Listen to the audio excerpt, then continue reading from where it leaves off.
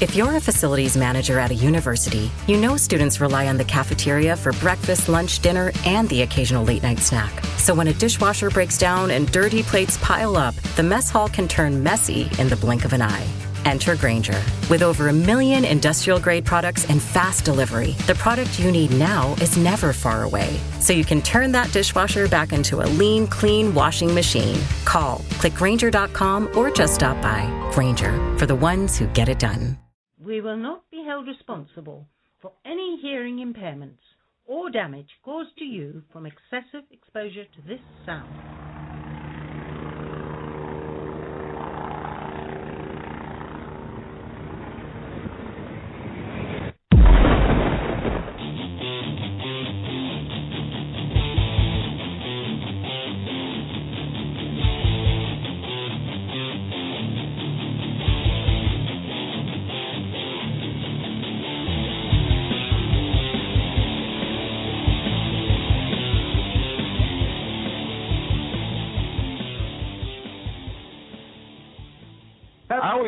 I always get in such a good mood when I'm here. I do too. You know, I love that intro music. It really kind of gets me amped up and ready to go.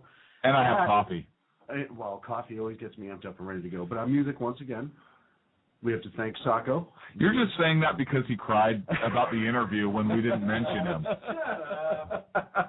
Did you or did you not? He did not cry. But hang on a second. Hold on. Just no, you don't get to talk. Mute him. No, he's the sound guy.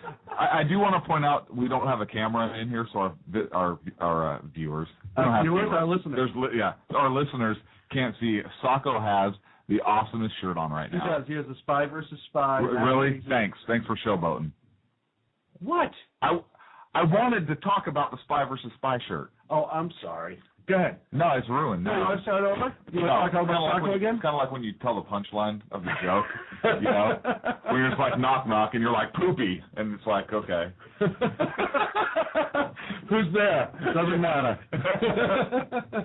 No, but anyhow, the intro was done by Sacco. Great shirt, Sacco. It was a great shirt. It was a great song. How are you? Now it's February. Where the hell is this year going already? Where's it going? Yeah. I don't know. Dude, do you realize we're only like less than 11 months away from Christmas? Did you start shopping yet? Yeah. Okay. Yeah. And you know who I'm getting a present for? Who? Sacco? Piers Morgan. Well, he might need that. Do you know that he... Are we declaring ideological war on Piers Morgan? We've already done that 2 shows ago. I want to do it again. Way behind that. Fun. All right, well, let's redeclare. Yeah. Or let's reread our declaration. Go. We declare ideological war on Piers Morgan. That would be it? Yeah. So I pulled it right up. He's probably going to need a gift by Christmas, and here's why. His poll numbers came up this week was worse than RuPaul's, and I have the story here somewhere. I'm not even going to bother. RuPaul's on some, cable network. It's a small network. Well, I don't know. Piers Morgan. Exactly. I don't even know what it is. I don't know what show RuPaul does. All I know is somebody sent me a link and said, hey, you got to check this out. I read it, and I nearly came apart. Hey, you know what? I wonder, do you think, just a question, do you think that Piers Morgan and RuPaul are one and the same? That's impossible. Why would you want to take yourself out? I don't think he's taking himself out. I think that you really almost have to add those 2 poll numbers together to get his true rating. Yeah, I mean, he may be like a master genius. Look, can't you picture him like lipstick and pumps? Actually, no, I don't want to. No, but you did because you just closed your eyes and started laughing. Yeah. For those that can't see.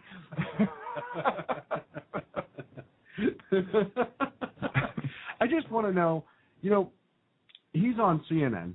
Who is RuPaul? If they are one and the same. If they are one and the same, then yes. If they are not one and the same, then no. And how do you're on a major 24-hour news network. You took over from Larry King. You are. Okay. He took over for Larry King, who had good numbers when he left. Way to trade up. Yeah, seriously. And then he's had the show, 6 months? And he's already got lower ratings than RuPaul. So, he must be nailing it. What, RuPaul? I don't know. I'm asking. Phone number for tonight's show, 347-205-9399 if you want to join How's this that for a conversation. visual? Shotgun's on the phones, the board, and, well, it's just about everything. And the drums. And the drums. He's on the drums tonight. Percussion. There's so much to talk about. I don't even know where I want to start. Let's start with the fact that armed guards in schools don't work, except for in Atlanta. Sorry, you have to stop making me laugh with good lines like that. I apologize. Except for in Atlanta, that's the only place. That's the only place that it might work. So there was. Don't mean to make light of it, but no. There was another school shooting in Atlanta, Georgia, Thursday, January 31st. See, I'm already trying to put us into November here. Dude, seriously, you were just aching for Christmas, but go on. I am. Where a 14-year-old student opened fire at his classroom or at his school. One student was wounded in the neck, but there was an armed off-duty officer who was working at the school and was able to actually stop the shooter. So he was a peace officer. He actually, who was off duty, as you said. Yep. And he was able to intervene in a situation perpetrated by an awful person. Evil. We can say evil on this show. Terrible, disgusting, should be buried under a prison. Was actually stopped before he could do more damage. Correct. Weird. What? It's almost like the experts are arguing that this is a possibility. Well, hang on a second.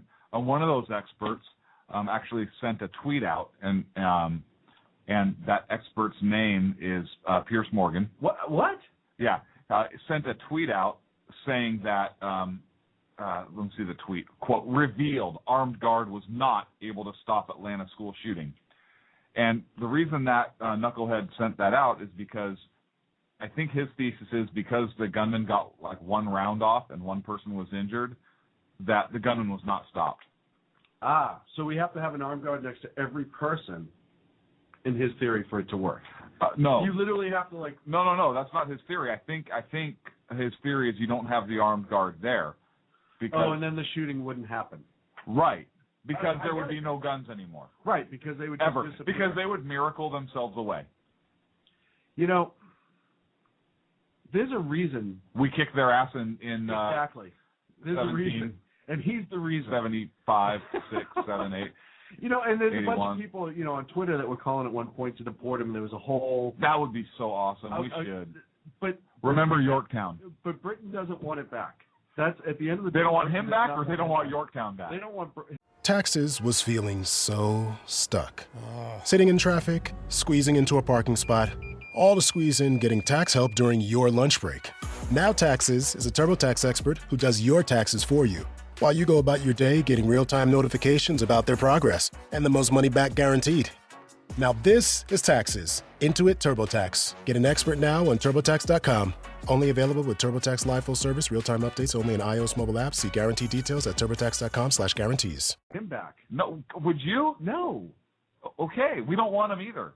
And listen, he's entitled to his ridiculous, stupid opinion. Of course he in is. his own private life. Of course. But as I said before, I'm stuck on whether or not he's smart enough to have these opinions on his own, or if he is just regurgitating. Yes. Okay. There's no reason for me to end that statement. Good job. Yeah. No, if you look at him, he looks like he's in a perpetual state of regurgitation. Don't you think? Well, trust me, hang on, look, here's a picture. 20s. Just take a look. Here. Oh, well, now I might be in a constant state of regurgitation. See? Yeah. Good call. Thank you. How does he have a friggin' show? Well, he's on his way, obviously. And how is it more popular than ours? He's an idiot. And it's not because he's British. He's just an idiot. Yeah, well, not all British people are idiots. Not at all. I knew a guy once that wasn't. Really? Yeah. What's his name? Sean McLaughlin. Lives in Stoke-on-Trent, England. Yeah, McLaughlin. There you go. That's why. No. There's a reason he was sent over there. Britain had a plan. They were like, you know what? We're going to get rid of this a-hole. Do you think that he was sent over here as some form of like punishment. Yeah. Like maybe it was some kind of get back sentence at us? or whatever. Yeah. It Yeah. took them, 250 years or something? Yeah, but they figured it They're out. like, you know what? How are we going to get? We got to do something. Larry King's retiring. I get it. Send him Morgan. They'll all commit suicide by the end of the year. Send him Morgan. And then, of course, he was like, crikey, I'll head right. Oh, that's Australian. Yeah. Whatever. When did we get Pierce Morgan? Because can we tie this to like when Obama sent the bust of Winston Churchill back? Was there like a trade? Okay, we'll give you the bust of Churchill. You give us Pierce Morgan. Or was Britain so offended that they said, fine, you guys take this asshole? I don't know. I'm throwing it out there. I'm spitballing. I would gladly rather turn on his show every single night and just see the bust of Churchill right. there with nothing going on for an hour. Right. Well, Churchill was kind of a stud. Yeah, well, absolutely. So we need to look into that. We got to figure that out. When if anyone Pierce... has any idea, email us, fanmail@sackheadsradio.com, and give us some insight, because we think there was a trade in place. The bust of Winston Churchill for Pierce Morgan. Well, now, sadly, the bust of Winston Churchill has a higher IQ, and I have the scientific stats here by 10 times. And more personality. Well, yeah, doy. Yeah. Did you just say doy? Yeah, I'm bringing it back. Nice use. I like it. I'm bringing it back. A friend of mine said it a few times, and I said, you know what, that's going to get popular. Let me bring that back. And did he consent? No. So real good. sued, but it doesn't matter. Yeah, it doesn't matter. We don't have anything. You know what? This is the country of tort and lawsuits. Let's bring it on, baby. Lawsuits? Yeah. You've never seen a lawsuit? They were huge in the 70s. They were almost like the leisure suits, but instead you wore a bolo tie. Oh, that was the only difference. They were weird. called That's lawsuits. crazy. This show is off to a terrible start. I can tell you that. We're spiraling already. We're 10 minutes into the show, and we are just left wing down, spiraling in. I love it. Hey, what? Do you remember Senator Menendez? He's out of New Jersey. He's a Democrat. He's the one that likes hookers? Well, he was the guy who the FBI was looking into because the underage Dominican. Before we get there. Oh, okay. Before we go to Dominican? Before the election, and it was going to be a close election. Okay. The FBI was going to raid his mom's house. Arrest one of his campaign workers, who was a convicted sex offender, felon, and a legal alien. And they so he can vote. Right. So there was pressure, and they held off till after the election because they didn't want to make him look bad going into the election because, well, he's a senator and he's a Democrat, and they need to hold as many seats as they can. So I don't know if that's officially what happened, but it's just kind of weird. Who held off? I believe the FBI did. Wow, it's a good thing you didn't have any real cops on their case. Yeah, no kidding. So that kind of went away. Nobody really talked about that too much. Right. And it kind of ducked down, which is weird to me because if there's a convicted sex offender who's a legal alien, and I think he was wanted. Whoa. First of all, criminal alien. Sorry, criminal alien. There you go. I believe he was wanted for not registering at the time as a sex offender. Either way, he was a wanted man. But he registered to vote, probably. Oh, probably. And he probably voted 3, 4, 5 times. Yeah. And he was supposed to be arrested, and somebody got to the FBI and said, well, we need you to hold off. Don't do this until after the election. And then the FBI arrested that person for obstruction and went and did their job anyways, right? Negative. So, I didn't see that coming. So it was pushed off, and then about a month ago, it made a couple quick blurbs on the news. Even Fox didn't carry it that much, or a couple of the conservatives, which I was shocked because considering the timing going into the election, which there was a couple of these types of things going into the election, that certain things got quiet. It was weird, like Benghazi. Either way. So it goes away. So now we find out that Senator Bob Menendez apparently likes to have sex with underage hookers in the Dominican Republic. 4 of them. At the same time? I don't know. Possibly. Yeah. They, I don't know if they were all underage. I know a couple of them. Which is weird because he had a sex offender working for him, and now he likes underage. Isn't that weird? Huh. It's almost like there's a... What is his first name? What's his first name? Chester? No, I don't. What is it? Bob. Huh. Yeah, definitely not Chester. Maybe that's his middle name. Either way, and the GatewayPundit.com wrote a great article about it, and that's where I'm getting some of my information from. But there's a great FBI email attached on the 4 prostitutes. It's attached, like, to them? No, it's attached to the Oh, it says attached email. to the sorry. So I didn't, no, okay. It's okay. I didn't like page. stapled it on their forehead or what. Yeah, it's just walking around. Yeah, I didn't know. Here's your visa and papers.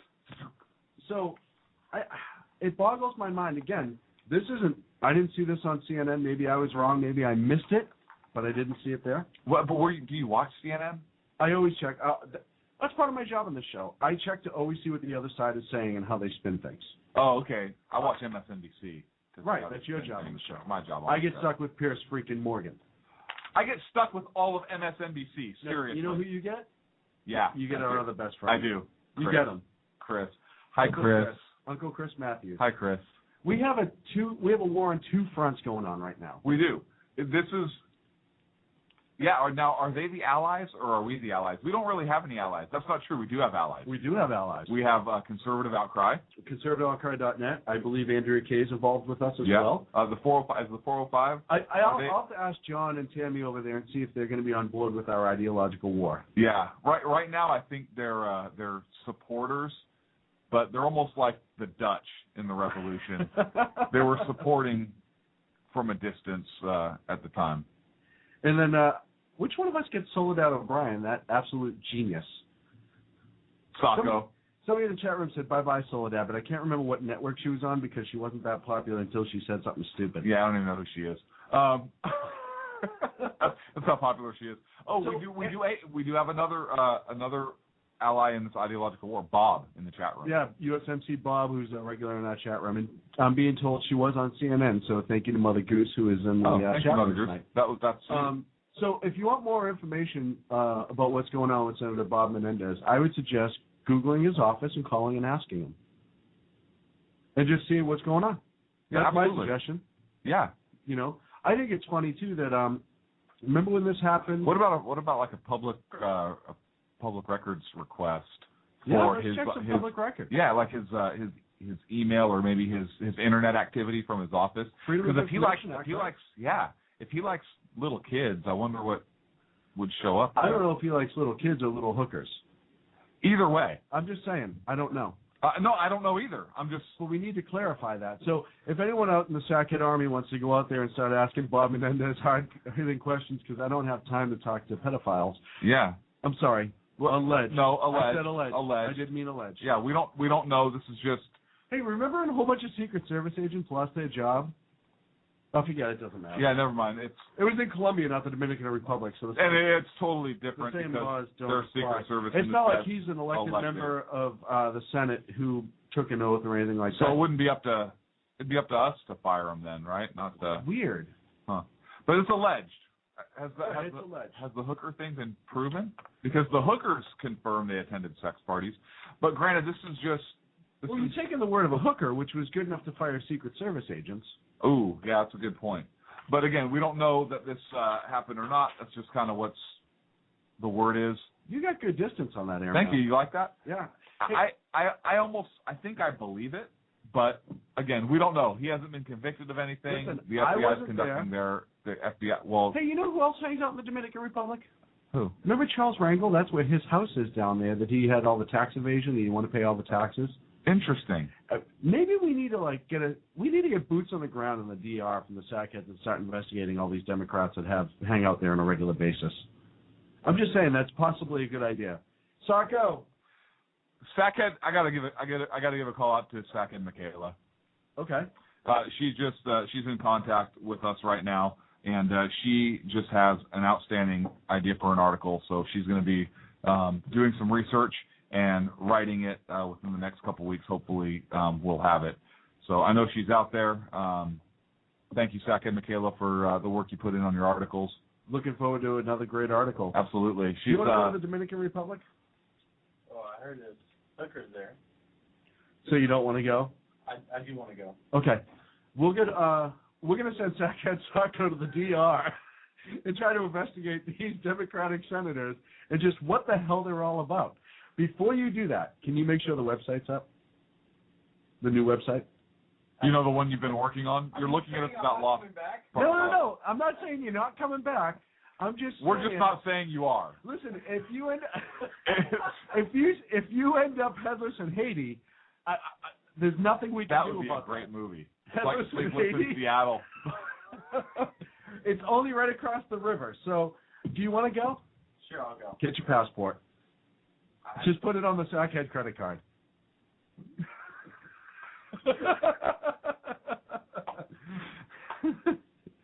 So, I want to know, and this always happens, it happens more frequently now, how many things that were going on in the Democrats that were running for re-election get squashed when this guy's in office?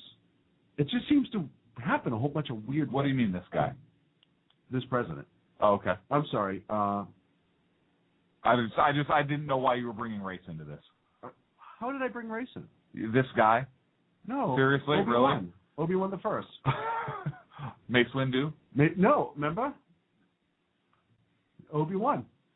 Obama the First. Yeah, no, I know. Okay, just making sure. Unfortunately. So I just looked over to the chat room, and somebody commented on the Headless in Haiti, and it just made me laugh again. Sorry. That'd be a great movie. It would be an outstanding movie. We would have to come up with a good plot twist. Because it can't be about some guy walking around with no head in Haiti. Like, that would kind of have to be at the end. Or maybe at the beginning they find the body. Right. And they trace back his steps. And they find out it was some guy that was sent to the Dominican Republic. By some little known Sackhead, and he was assassinated. I'm just saying. It could happen. If there are any writers out there, feel free to call and contact me and me only at Sean at sackheadsradio.com if you'd like to discuss this. Patent pending. Sorry, copyright. Whatever. Don't touch my crap is what I mean to say. Oh, God. So where are we going to go from here? We have Hagel coming up at some point. We have to talk about the Hagel confirmation hearings. Why not? We already talked about Menendez. Why do I call him Menendez? Remember those two knuckleheads? The Menendez brothers? Yeah. How did you get there? I don't know. What's in your Gatorade tonight? It's coffee. This is really weird. Dude, coffee-flavored Gatorade. I think we're onto something. Hey, Gatorade, you guys need to partner with Dunkin' Donuts and come up with that, because I'd be your number one customer, always and forever. By the way, I created it, so you contact Clint at Sackheads Radio. Yeah, you can do that, because he doesn't check his email. I have it auto-forwarded to mine. Okay, so I had something interesting that I came across. You always do. I am a fan of checking Gallup sometimes for interesting polls that could be taken. Like flag polls? Something like that. So, what would you think the top 10 liberal states in the United States are? Top 10 liberal states. Well, and don't be pulling it up. No, I am not pulling it up. Okay. As a matter of fact, I was actually going to ready mid-show. Go. Top 10 liberal states. Going to go with Massachusetts, California, obviously, New York. Ooh, Sarko chimed in. Vermont, New Hampshire's up there now. Connecticut. Let's see, Illinois. What am I up to here? That's 7. Am I doing well so far? You're at 7. Okay. Let's see, Delaware. Okay. And to be that's 8. So to be fair, one may be a district. Right. I was going to go with D.C. if Okay. it was allowed. That's 9. One more. I said New York. Hold on, I'm just going up and down the East Coast here because that's where most of them are outside of California. You know what? I'm going to go with the state of Washington. Okay. So you actually did very well. You got 7 out of 10. Hey! California is not on that list. Weird. Years in state for legislature. Yes. And a majority of federal legislators have been Democrat, and a majority of so I want to read these to you. Gallup did this poll about the most conservative and liberal states in the union, and the top 10 liberal states are Democratic, District of Columbia. Yeah. Massachusetts, number 2. Which is weird, but go ahead. Which is weird because you're from there. Right. So it actually makes perfect sense. Hippie. Oregon, number... You know me, Oregon, I'm just wearing my Birks. Actually, you are right now, which is kind of scary. Oregon is number 3. Vermont, Delaware, Connecticut, Washington, Rhode Island, Hawaii. Rhode Island. And New York. You know, Hawaii strikes me weird. Hawaii. No. It actually makes perfect sense. top. Rhode Island I didn't get, and that shocks me because Rhode Island's notoriously Liberal. Now, really? I was gonna go back to my roots, talk about growing up, going down to yeah, Providence. listen, your state was number 2. I know. Okay. Somehow I came out alive. Isn't that crazy? I think you're a mole. Me and Krauthammer. I think you're a mole. What would you think the number 1 top conservative state is? Top conservative state in the union, number 1. It's going to be a state that's not going to jump out at most people, and that's why I'm going to think about this a little bit. What would you say? Right off the bat, I'd say Texas. Okay. Because that's the... But you know that's not the right answer But I know because that's otherwise not I the wouldn't right ask answer. it. Right. I'm going to go with Kansas. Not even in the top 10. Whoa! Texas is not even in the top 10. I'm not shocked by that. They've been integrated the last few years. Assimilated. Sorry, whatever. Which is weird because they actually want us to Infiltrated? speak the most, I think, which is awesome. So what would you say?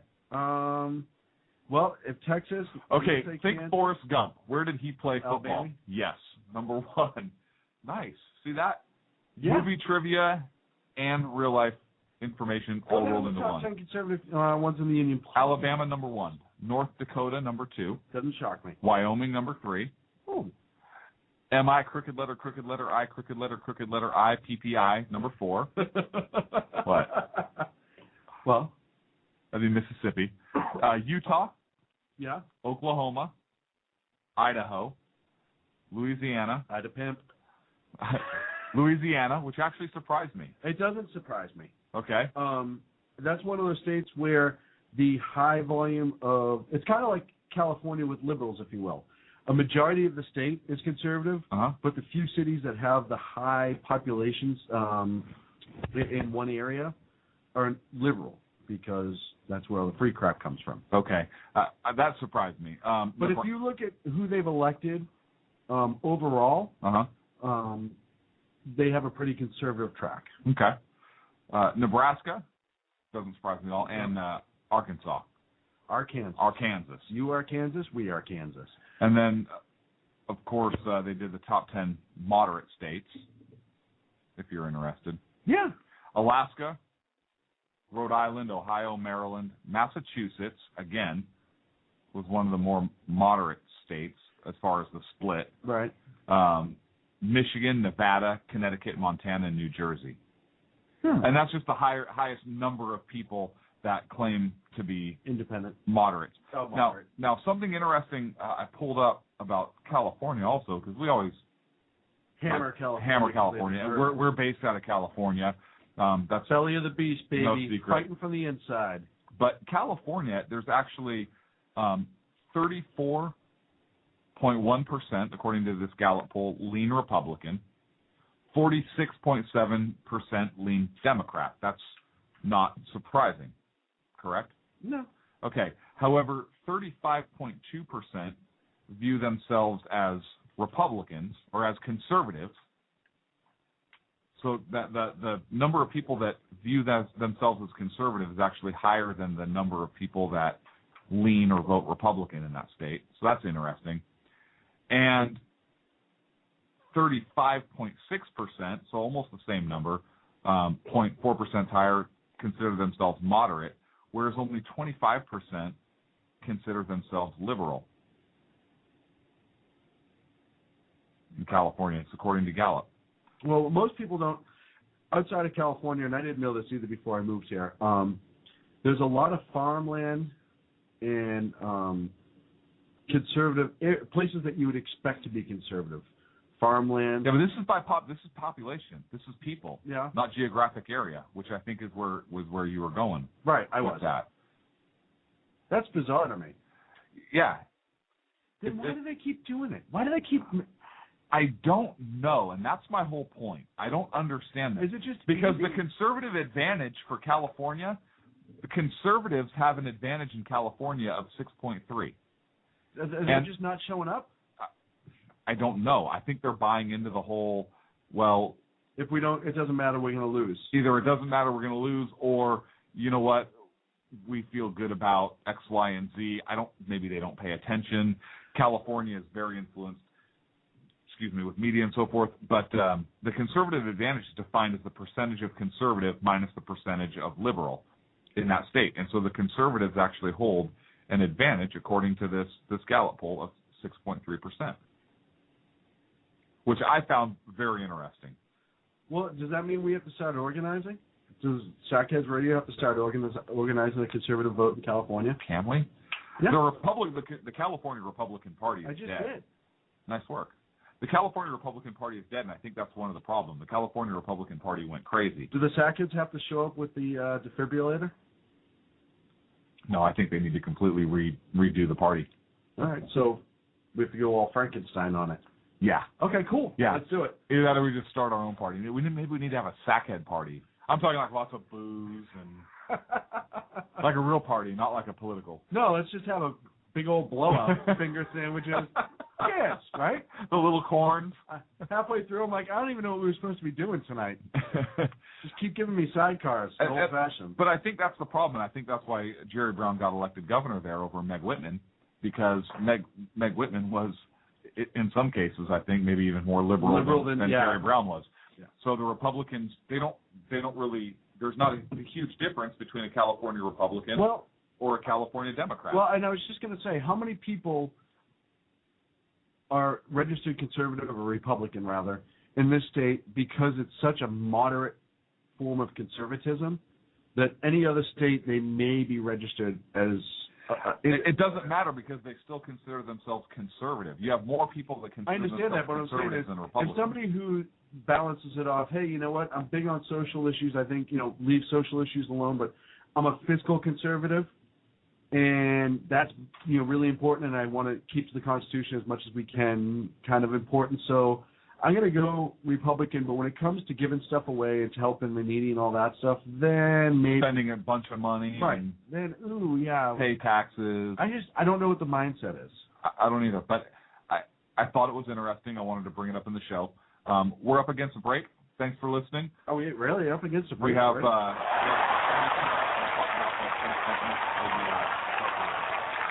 can't talk right now. Want to talk about the confirmation hearings? Yep. When we come back?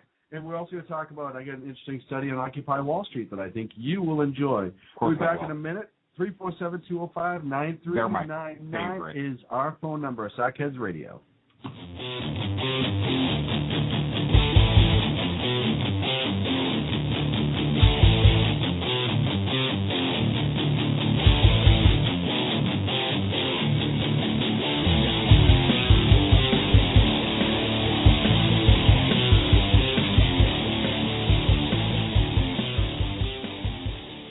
How you doing? John Grant here. When I'm not slaving over a hot microphone on the 405radio.com Saturdays at 10 a.m. Eastern, I check out Sean and Clint here at Sackheads Radio. We all appreciate the best political bloggers, writers, and commentators. We either get them on our shows or we make fun of them, as it should be. So check us out live Saturdays at 10 a.m. Eastern or forever on the podcasts on the 405radio.com. Hey folks, this is Sackhead Clint. I want to take this opportunity to thank the men and women of our armed forces, as well as our first responders, law enforcement, firefighters, and emergency medical personnel. Thank you for all you do. Thank you for making this country and our communities a better and safer place. God bless. Hi, this is Sarah Marie Brenner. We often talk on the Brenner Brief about the fact that there really needs to be an organization to help people at the local level who are interested in running for things like school boards, city council, and other local offices. Well, I think I finally have the solution for you, at least for you women out there. It's called Politigal Network, Politigal Network.com. Their website's going to be launching mid-August, but they're already on Twitter at PolitigalUSA. I encourage you to follow them and become a member. Their goal is to be the #1 resource for conservative women. So if you love freedom, liberty, the United States of America, and politics, check out PolitigalNetwork.com or Twitter at PolitigalUSA. Hey guys, it's Sean from Sackheads Radio. I know I've said it before. Check out our friends at conservativeoutcry.net, but I really mean it. If you want interesting and exciting political commentary and analysis, that is the place to get it. Different, always spot on, always truthful, never pulling a punch. conservativeoutcry.net. Tell Rooster to get Bulldog back on and that Sackheads Radio sent you. And also, coming soon, the Sack Heads Radio Forum on conservativeoutcry.net. Hey guys, it's Sean from Sack Kids Radio. I want to talk to you a minute about our friends over at HomefrontHugs.com. They're an amazing organization of volunteers who take their time, effort, and money to take care of our troops overseas as they serve our great nation. HomefrontHugs.com. You can donate, write letters to troops, adopt a troop, you name it, you can do it. Help those wonderful folks who protect our freedoms. Go to HomefrontHugs.com. Tell them Sack Kids Radio sent you. Hey, this is Sackhead Clint. I want to take this opportunity to thank our men and women in uniform of the armed forces. Hey, this is Sackhead Clint. I want to take this opportunity to thank our men and women. Hey, this is Sackhead Clint. I want to take this opportunity to thank the men and women of our armed forces, as well as our... God. You going to mention me this time? Thank you, Sean. Is that good? You said mention you, right? Oh. You totally need to keep that as an outtake. Now back to Clint and Sean on Sackheads Radio, radiating elegancy and quality. Hey, Shoeless Joe. So, what? You know, you take your shoes off once in the studio and you get a new nickname. No. You take your shoes off in the studio and then you go outside to catch some fresh air and you get a new nickname. Sean just literally went out. He got to the door of the studio and it's like, I got to put my shoes on. I'll just go with Joe Jackson. Hey, you know what? I only stepped on one hypodermic needle, so my night's going fine. No, it's perfect. Good thing you drank that cocktail last year. So you remember your good friends at Occupy Wall Street? Oh, yeah. We're so close. They're peaceful. So, right. And they were a multicultural movement. And this is not what I'm saying. Right. We're a multicultural movement against the corruption of Wall Street and, blah, blah, blah, big banks. They're taking all of our money, this, that, and the other thing. We have to do it for the little people. Multicultural, we heard that over and over and over and over again. This is just a mass of people coming together. The poor, the needy, all that stuff. So the National Review Online did and this is by Catherine O'Connell, did a little bit of a study, and they find out they were disproportionately rich and overwhelmingly white, the original Occupy movement. The new study from sociologists in the City University of New York, more than one-third of the activists in Occupy New York had incomes over $1 a day. $100,000 a year. They surveyed 729 people who were in a rally last year at the occupation of Zuccotti Park, and this is actually in 2011 rather, and found out that they were more affluent, white, younger, and much more highly educated than the average male in New York. I don't know if I buy that, because I remember seeing the pictures of just a bunch of knuckleheads camped out sleeping in filth. Well, yeah, because they were mad at Mommy and Daddy, and they were going to really show them. Isn't that awesome? I mean, seriously. So was it the kids themselves who were earning that much money? Yeah. Or was it No, parents? this was the individuals how much do you make in this survey, how much do you make? Do you think they were being honest? Why would you even, if to screw with the man? What do you mean, why would I lie about it? You know what? We're going to make this seem like we're really grassroots, like we're educated, like we know what we're doing. So I'm going to say I make 6 figures a year and that I'm really highly educated. That's why you do it. How do you prove that? You're right. How do you prove that? Except you're probably looking for honesty from a bunch of thugs. Occupied. From and people. Anarchists. And anarchists, yeah. How many anarchists do you know that make $100,000 a year? It's funny, too, because the anarchists, we're aligning with Occupy Wall Street. They officially aligned at some point, which right. I don't understand how you do that. But Occupy Wall Street wants, this just blows my mind, really stringent laws on Wall Street, how people make money, how that money's distributed. They want You can say it, communism. Exactly, communism. Okay. The anarchy is the exact opposite, if you will. It's lack of government. Lack of centralized completely. control, yes. But yet on this one, they could see eye to eye. Yeah, which is weird because it's almost like it goes full circle and wrapped back around on itself. Now it's overlapping? Yeah, and some weird, they're in the circle. some kind of weird hyperspace link. In the circle of stupid thing. ways, the country should be run. You know what? They've actually bit themselves in the ass, and now they're stepping back over. Now, hang on a second. This is interesting because Michio Kaku, who is professor of theoretical physics in New York, he might actually be able to explain this because this movement did, in fact, start in New York, correct? So he may be part of it to where he was able to morph two opposite ends of the political, ideological spectrum through time and space and wrap it back on so they met and agreed. What do you think? You know what? Can we get him on the show? Yeah, because he totally has time for us. That's a good one. Absence of all government and then communism, total government control. You don't get any farther apart than that. At all. And I know, By the way, how'd you like the I know this Kaku has been reference? discussed. Huh? How'd you like that Michio Kaku reference? Did you see me almost fall out of my chair? Yeah. How you pull crap like that out I don't know. at random blows my mind. I don't know. And that's one of the reasons I love and hate doing the show with you all at the same time. Which is weird. He actually wrote a book called Hyperspace where he talks about. Never mind. I saw that. It was in Spaceballs. What? Ludicrous speed. Ludicrous speed. Go. That's like the show is ludicrous speed. I know they've talked about it before, and somebody in the Mother Goose in the chat room brought up that Occupy Unmasked, they had discussed it. I didn't realize there was an official study done, and to be done by the City University of New York. I'm sure it's completely unbiased. Right. But you would think that if the City University of New York was going to do this, it would be completely biased.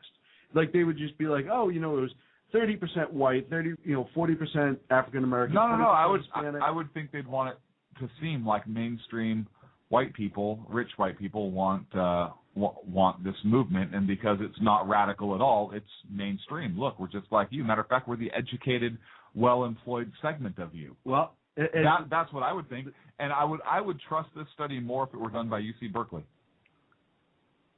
Really? No. Okay, good. I was ready to wing my pen right in your face.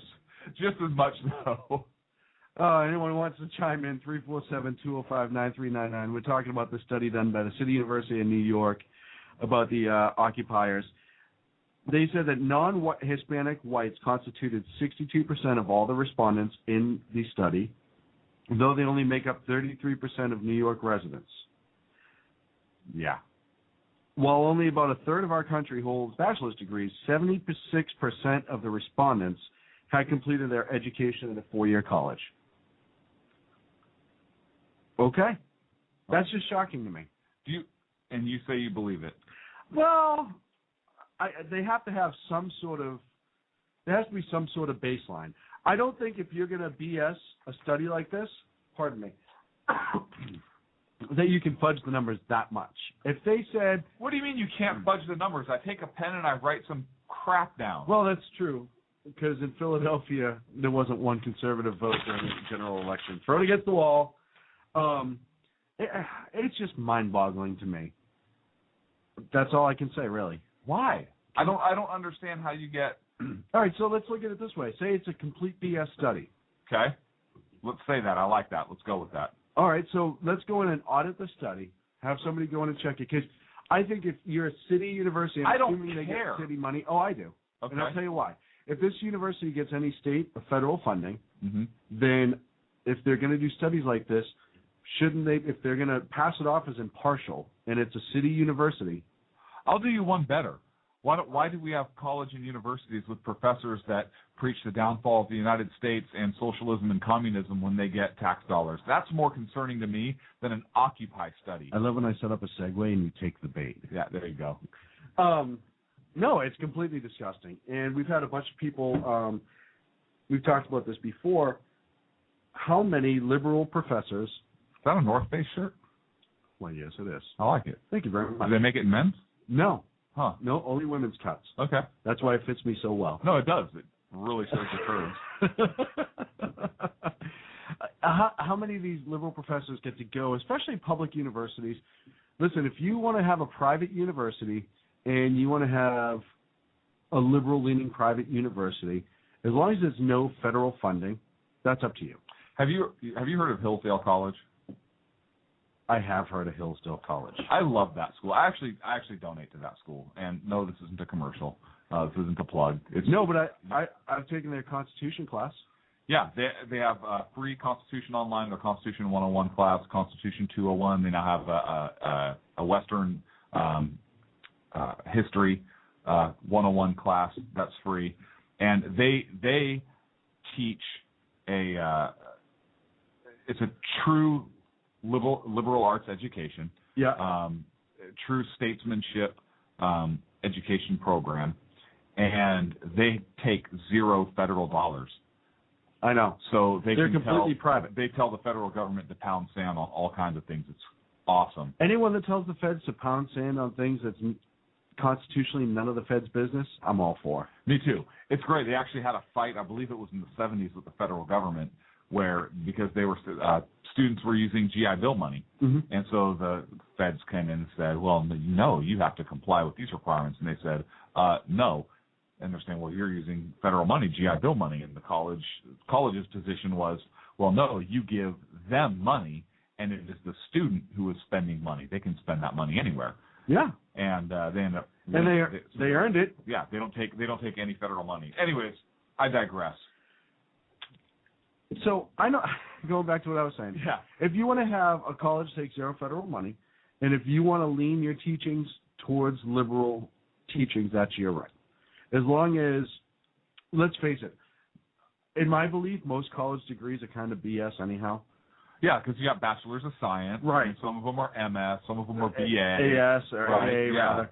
No. I mean, there's so many. You can get a degree in underwater basket weaving now, and all of a sudden you can apply for federal jobs because you have a BA. And how does the person with underwater basket weaving become a better employee than somebody who's been doing the job? Well, because they're sector educated. For 20 years. So because they're educated, Sean. That's a ridiculous question. By the way, if anyone's graduated with an underwater basket weaving degree, can you please email Sean at sackheadsradio.com? I'd like to discuss that with you. And if you have that degree, but you can probably ask somebody to help you figure out how to email. If you're in a state school or anything that takes federal or state money, you should have to have complete and utter impartial teachings. Agreed? Well, but then how are you going to change the mind of the student? That's supposed to be up to the individual to make their decisions. Look, you're being kind of ridiculous and unreasonable right now. And I don't understand where these extreme views are coming from that you're spouting right now. Well, and I'll tell you why are you so hateful? I talked to a gal on Twitter a couple weeks ago. You did? Congratulations. That's and a first for you. She is going to school for journalism. She's also a conservative, and I believe she's in Indiana. I don't think she can do that. Does she know that? I'm pretty sure that violates. 4 out of 5 of her professors are outright communists. Pretty much. Okay. Self-proclaimed liberals, socialists, and I think she said one of them actually said communist. And then the other one, of course, let's have them teaching. Just the other one was just a professor, and she said that it's disgusting because every time she brings up a conservative point of view, they're just lambasted. She's not even allowed to really bring it up. Mm-hmm. And from the side that's, it's all about opinions and ideas, and they brought up the whole thing with Biden and just after the Sandy Hook shooting of, we're just going to have an idea session. Everyone's just going to throw stuff against the wall and see what'll work and blah, blah, blah, blah, blah. We love ideas. We want everyone's ideas. Well, hey, I'm a conservative, and I have an idea of shut up. Yeah, but I just want to know, shut up, because you're a lunatic. You love guns, and you like seeing kids die. That's their whole approach on how to deal with us. So it's just more hypocrisy. I don't know where you're getting your information from, because liberals love the First Amendment, and I don't think they would ever tell a conservative that they can't voice their point of view and exercise their freedom of speech. Yeah, absolutely. I'm being sarcastic right now. Oh. Well, look, we had an issue. Sackhead Michaela wrote an article. Great article, but if you recall. I think it was Santa Cruz State University in California. Yep. About college again with I get so frustrated. Yeah. No, there was a whole socialist handout that they were doing in the school cafeteria on socialism, and it was allowed and permitted. I believe it was supported by Santa Cruz State University. So how? And I'm sure if I called my assemblyman or senator in the state and said, hey, I want to pull funding, oh, Lord, no. And they're already protesting because their rates went up. So let me get this straight. You can push a socialist agenda at a school that the state pays for and a lot of kids go to on state money anyhow, and that's okay. But if we raise their rates slightly, they protest. And California is one of the cheapest places to go to school in the country if you go to a state school. I don't know of any that are cheaper off the top of my head, but that's how a lot of people end up in the state is they come live here for the year and then they qualify as residents and get a less expensive trip to school. What if now can criminal aliens go to school in California? I believe now they can. Well, that's weird. And believe me, if they pass this immigration bill, then it doesn't matter though because this president already ignores any immigration law that stands anyway. So what difference does that make? Well, California is a sanctuary state now. Essentially, we covered that a bunch of shows ago,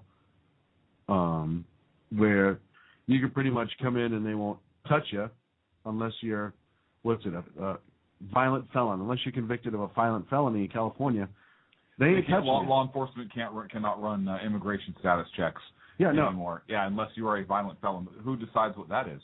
So if somebody murders somebody and they say, you know what, yeah, it was murder, but they pled to manslaughter, which is kind of a lesser crime, and it wasn't really violent because there wasn't a lot of blood. He actually kind of killed him nicely. Who makes that determination? So what if there's a rape? I would say rape is violent. Absolutely. What is the court going to say? No, rape's not violent. No, it's a sex crime. That's not violent. He didn't kill anybody or cause permanent damage. Right. Yeah, you caused permanent psychological damage. Yeah. Even if it was date rape with drugs and doesn't matter. Right. Doesn't matter. Doesn't matter. Or okay, what about a pedophile? What about if somebody who likes 14-year-old hookers would? Let's say they're a senator out of New Jersey. Allegedly. No, we're talking hypothetically. Right. This is just spitballing here, just throwing it out there. Right. Let's say. Would we deport him? Absolutely not. That's not violent. Well, maybe we should change the state name of California to the Socialist Republic of California, officially. Let's just get away from California. There's no reason to even fly the American flag in this state. So maybe we should just give our star back. Oh. Just before that happens, I'll need to move. No, I agree. Okay. But, if you think about it, California's flag, it has its own star. What do we need one on the other flag for? Really. Yeah, no, seriously. All it's doing is oppressing a bunch of people. Exactly. Just by its mere presence. That's all it's ever done. God, this state just sucks. Oh, but we have a president that thinks that too. Yeah. Well, the Constitution's just a charter of negative liberties. Yeah, pretty much. So, God, that just pisses me off. Don't hold back. Tell me what you really feel here. Hey, because I know we're going to take up probably the whole last hour on Hagel. Real quick, you sent this to me a couple of weeks ago, and it was on ESPN, and it was Skip Bayless and Stephen A. Smith discussing head coaches in the NFL. This was last Sunday. Was it last Sunday? Yes. And so I found a clip. I'm not going to play the whole thing because it's long, but I'm going to play this one clip. And Stephen A. Smith, by the way, has a history of saying no. Oh yeah, no. I believe he's one of the guys that they were talking about RG3. Yeah. And I think they called him like a corn-rolled white boy or something like that, and how he. Yeah, oh yeah, just pretty much how he is, because he's conservative. RG3 is a conservative guy, and they just lambasted him for essentially not being quote unquote black enough. Well, right, because apparently it's not about a race; it's about an ideology. That's right. Interesting. So maybe being black isn't really about race, but an ideology. But maybe it's about ideology. Okay. Which is why they refer to Clinton as the first black president. Right? Am I wrong? You're laughing. It's hard to argue your point right here. What about? Yeah, think of any black conservative. Condoleezza Rice. Yeah.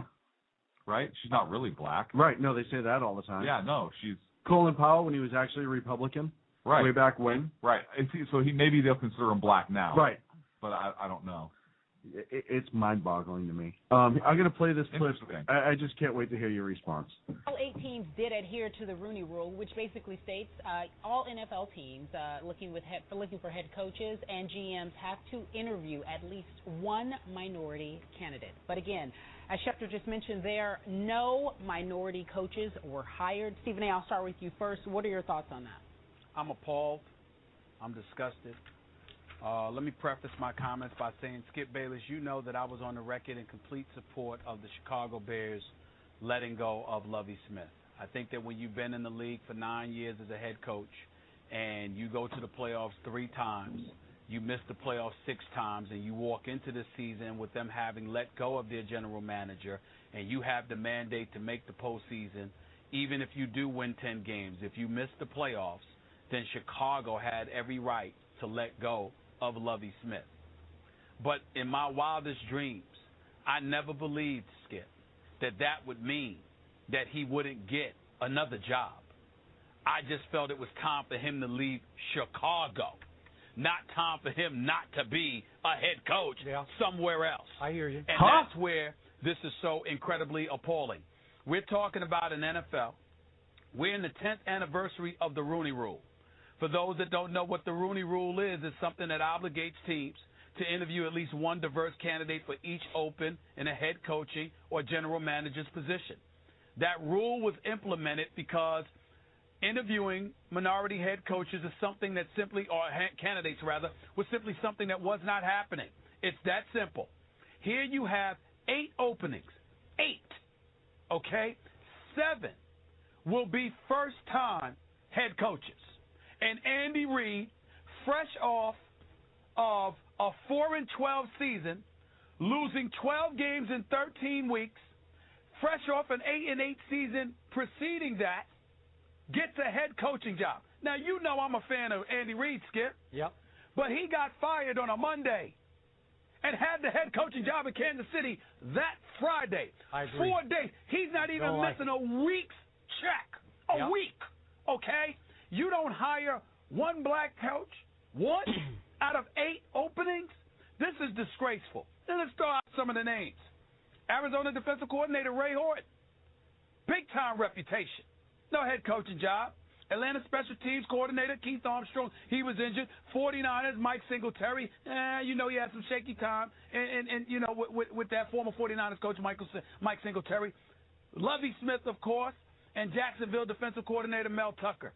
You know, I'm sitting there looking at it, and I'm not saying that everybody on that list should have got one. But you know something? Lovie Smith and Ray Horton, you can make legitimate arguments. You could have got them something. We're not even getting into the coordinators. So all I'm saying is this is something that Chris, and I'm not accusing anybody of racism. Yeah, you are. Yeah, you are. That's exactly what you're doing. Exactly what you're doing, you jackass. Okay, so first of all, I have a problem with a league rule stating that you have to interview somebody based on race. Right. Because that's essentially what they're doing. And they're saying, no, you have to it's interview essentially somebody. affirmative action that the NFL You have to interview somebody based on race. Right. And that's the only criteria. So you have – am I wrong? No, that's they're not like saying you have to interview somebody based upon these criteria, which are going to help them perform this job. You have to interview somebody based on race. Okay? That's the first problem I have. Second of all, teams decided not to hire a coach for whatever reason. They didn't meet their team's goals. They felt that a coach had better qualifications, whatever the case may be. It's that team's money, because that's what it's about. It's a business. They're trying to make money. Right. They're going to hire the best people they have that's going to give them a shot to take them farther so that they can make more money. And if it's a white person or a black person or a purple person or a blue person or whatever it is that gives them that best shot, then I believe that's what the team's going to do. They're not going to lose money based on a race decision. And what you think Lovie Smith, yeah, he should have been fired from Chicago, but somebody else should have picked him up. So somebody else should have picked up Chicago's trash. Chicago was throwing something away. and Chicago was discarding somebody as a position, and you expect somebody else just to pick him up. Why? Did Lovey want to coach? Do we know if any of these guys wanted to go to head Don't coach? know. And Right, maybe some of them interviewed, but you know what? If Chicago didn't want him, why are you going to expect somebody else to pick him up? Well, and it's one of those things to me too. When you're hiring a coach, and I'm not going to go too much into the football. It's got nothing to do with race. That's what pisses me off. It has to do with qualifications. Why are you going to force anybody to? It'd be like somebody telling us we have to interview somebody because they freaking are blue. Right. It doesn't matter. It doesn't matter. And when you're building any sports team, you pick your head coach based on how you designed your team. If you're going to be an offensive team, you pick an offensive-minded. Yeah. It's just like any other business. You have your business structure, and your CEO who's going to fit fit with your management team, your style, right. personalities. The way you want the team run, right. You have some coaches that are hard asses and really hammer their guys. You have other coaches that are kind of friendlier. It doesn't matter. What matters is as the private business, you have the right to look at resumes and go, I want this guy, I don't want this guy, I want this guy, I want... Really, like anyone cares what race the person is, especially if you're, I say this all the time, if you're in the NFL, and like you said, it's all about winning. And you're going to pick the best qualified person. Nobody's going to put a losing team on the field in the year 2012 on purpose just to spite somebody. Yeah, just because they don't want to hire somebody of another descent. Phone number is 347-205-9399. We're going to attach a picture to the application? Really? Oh, wait, Woodrow Wilson did that with the federal government. We'll be back in a minute. He was a Democrat. This is the Sackheads Radio Show.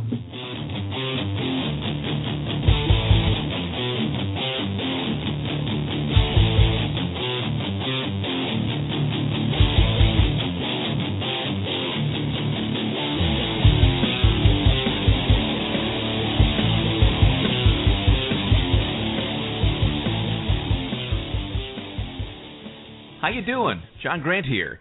When I'm not slaving over a hot microphone on the 405radio.com Saturdays at 10 a.m. Eastern, I check out Sean and Clint here at Sackheads Radio.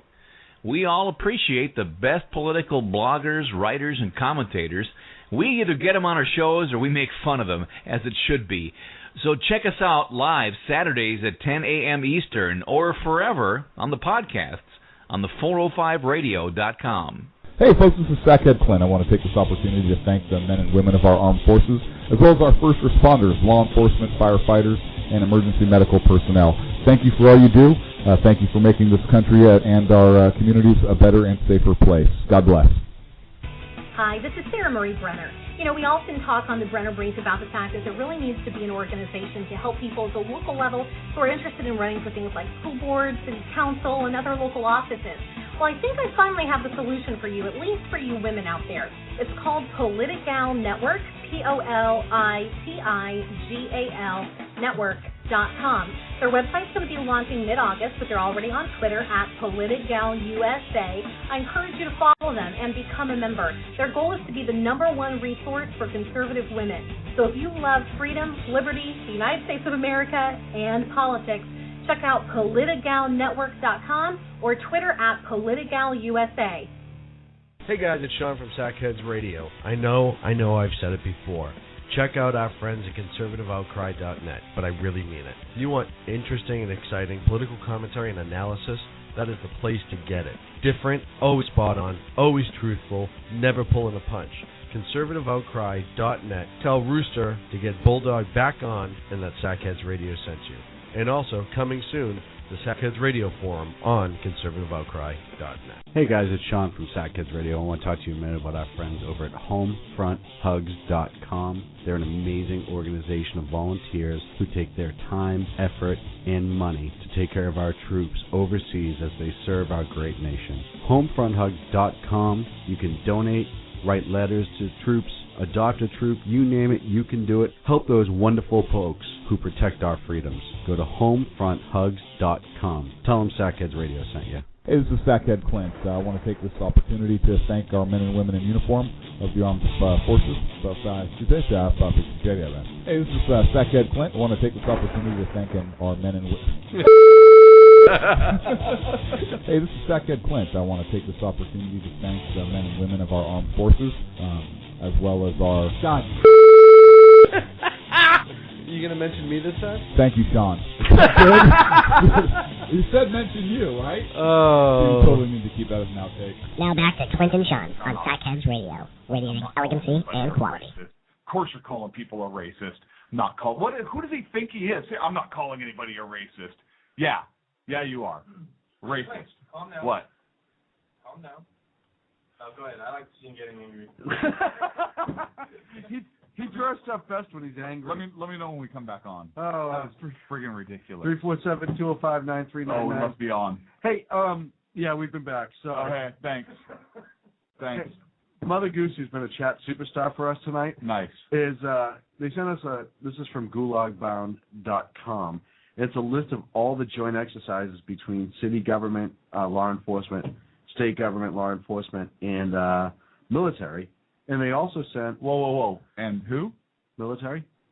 I didn't think they were supposed to be taking action on U.S. citizens. According to what happened, and a lot of this came from Miami last week, where they did a joint operation. Miami and a bunch of local departments down there did operations with the military. We talked about one of these before. Yeah, I think it was the Massachusetts one. It was... I forget the name, which city it was in Massachusetts, down by Foxborough somewhere. Either way, it's where the Patriots play. But this just happened in Miami next year. Yeah, they're golfing right now, unfortunately. Really gonna just kill my stream. I apologize. But a lot of people didn't know there was a photographer who just flew into town just before it happened that didn't have any idea what was going on. He looked out his window of his hotel, and there was a whole bunch of Blackhawks flying around. They had simulated gunfire, automatic gunfire, all this other stuff. They said they notified people. I'm sure they tried. But I'm just going to run down a list of cities that this type of thing has happened in. And bear with me because I just got this list. We'll start with the most recent and work backwards, I believe. Miami, Harrisburg, Pennsylvania, I believe. Minneapolis, Minnesota. St. Paul, Minnesota. Denver. Galveston, Texas. Worcester, I believe, Massachusetts. It's pronounced Worcester, not Worcester. Anyone get it right. Houston, Los Angeles. Laredo, it's Worcestershire. Chicago, Boston, St. Louis. It's also pronounced Boston. Everyone get it straight. New Jersey, Portsmouth, not Portsmouth, so knock it off. Scottsdale, Arizona, and there's another one out there too. But that's just the short list that I got. This has nothing to do with the fact that they've bought all these hardened vehicles, Homeland Security, all these weapons that they bought. They bought a whole bunch of AR-15s recently for Homeland Security to go with the, 1 million rounds of ammunition or something like that they bought 4 or 5 months ago. And now all these hardened APC or armored personnel carrying vehicles are showing up. By the FEMA vehicles? Yes. Still not worried, folks? You know what? I would be worried if I'm not, and here's why. I would be really worried if this president said something like, we need a civilian force just as well trained, just as well funded, and just as well armed as the United States military. I'd be worried if he made any kind of statement or something like that at any time in the past. Yeah. I would be worried, though, if the president had said something like that in the... Oh, wait. He did. He did. Okay, yeah, I'm worried. So, I'm sorry, I was corrected. It was billions of rounds. Of ammunition? That Homeland Security, billions of rounds that they bought. So, that's not at all frightening. I don't care. I know I have a couple friends who listen to the show. They're like, wow, you're really starting to get conspiracy theorists. You don't have any friends. No, I pay them well. Okay. Usually it's a cup of coffee and a donut. And I didn't know you knew any cops. Sorry. Sorry for any law enforcement. Yeah, any law enforcement that will listen, and I'm really sorry for my partner. But I had a couple friends that say, you're starting to go a little conspiracy theorist on your show. Yeah, and I damn good reason. Look at what's happened in the last. Now, hang on a second. I don't think you're conspiracy theorists because you can point to specific articulable facts to point to your position. I know. Thank you. You're welcome. So you don't think I'm losing it? No, I Okay. think you're finally getting your eyes open. I mean, seriously, it's not like you say, hey, listen, I think Obama and George Bush and the Illuminati are meeting in a room, and they planned 9/11, and not only that, but they're going to plan the Great Tsunami of 2014. I mean, seriously. I read a thing. Did I say read? I mean wrote. Actually, I think there's a New Zealand released a whole bunch of their federal documents, I think from the 60s, where the United States and New Zealand were working on a project to try to create tsunamis, believe it or not. Oh, no, I believe it. Isn't that just, I don't. Yeah. I didn't until I read it. Yeah, no, well, yeah, I wasn't kidding with that article I just said that you were going to write. No, you're right. The Illuminati's coming for me. What's the other one? The skulls? I don't even know. Skull and crossbones? Oh, but it's... The Freemasons? It is frightening to me to think that there aren't people around there that are out there that are just completely okay with what's going on. This has nothing to do, like you said, we talk about, we brought it up probably more times than we should, the communist goals that were in the 60s. That was 63. How many of into the congressional record. How many of those have been accomplished? A lot. And more recently, it's really starting to be turned up. If you haven't Googled Communist Goals 1963, they're right into the congressional record, and read through each one of them, and just think to yourself, hey, how many of these have come true? Yeah. It's a little frightening. If you haven't, it's kind of interesting, yeah. So that's me. I guess I'm a conspiracy theorist now. We just decided that you're not. No, I am. I think you and soccer are out to get me. No, we are. This Gatorade tastes like antifreeze. Hey, just do me a favor real quick. Does this rag smell like chloroform? Why are there cameras all over the place? What is going on? Why don't I have pants on right now? It's all a conspiracy. You know what's sad is I'm looping myself in with 9/11 truthers. On the lunatic conspiracy theorist ideas. I'm right there now. You're doing wonders for our credibility right now, just so you know. So that's awesome. It's called satire, people. Jeez, I have to make this show kind of funny occasionally. That would be a good beer. It's called satire, people. Just satire. Satire beer. Yeah. I prefer a beer called like Zero Memory. You won't have any memory tomorrow. Something to that effect, or I like to call it time travel beer, and just have it really strong. Okay. So then you black out in time travel, and all of a sudden you wake up the next morning, and you have the fun of trying to figure out what happened the night before. Now, I'm not saying that's ever happened to me. But if it had, I might have some pictures. My early 20s were a little bit of a blur. Now, hang on a second. No, that's not true, because I have been with you on such occasions. It doesn't even take alcohol. That's the problem. There are some days where I'm just like, what the hell is going on? How do we get to a restaurant? Right. Is that a roofie? Are we on a plane or what? Hey, you remember how Osama bin Laden's dead, so there's no such thing as Al-Qaeda, and there's no terrorism anymore. There's no terrorism. It's pretty much done. Dead. So in Turkey, a bomber kills a guard in a terrorist attack on the U.S. Embassy. That can't happen. This was published today. I think it happened long time ago under Bush's administration, right? Why are you laughing? I don't think anyone's taking credit for it, though. But George Bush is going to. Let's face it. It's either Al-Qaeda or an Iranian proxy, because they're pissed about some stuff that happened with Hezbollah. They also think the Israelis bombed their nuclear power plant last week. That's going to come to a head. Let's talk about that. Hang on a second. Now, nobody knows who bombed or destroyed the nuclear power plant. Right. Now, nobody knows. It's a mystery. Right. Now, you're saying it was Israel in the library. I'm not. With the rope. No. That's not what you're saying. I am not. You're saying it was Israel in the ballroom with the revolver. No, I am not blaming Israel. Okay, you're saying it's Israel in the kitchen. What? And the guy who led it was Colonel Mustard. I don't believe if it was Israel, the last name would have been Mustard. Okay. If it's the colonel that did it. We've been watching for a while now. So do you think, okay. Oh, by the way, this is another embassy attack, just in case anyone. forgot that. No, we're going to mainstream media that and just bury it right now. Right.